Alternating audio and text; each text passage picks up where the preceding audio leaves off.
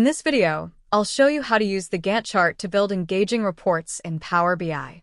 Gantt chart is used to visualize project timelines, dependencies, and progress in Power BI.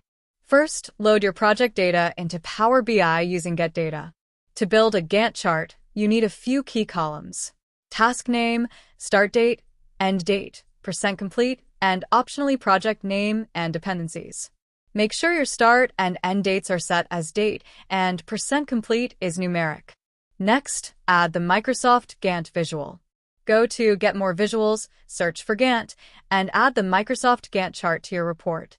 Next, add the Gantt chart to Canvas. Now map your fields.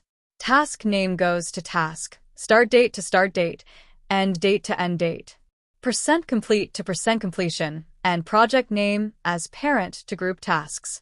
Now we can clearly see each project's tasks, their timelines, progress, and how they depend on each other, all in one dynamic Gantt chart.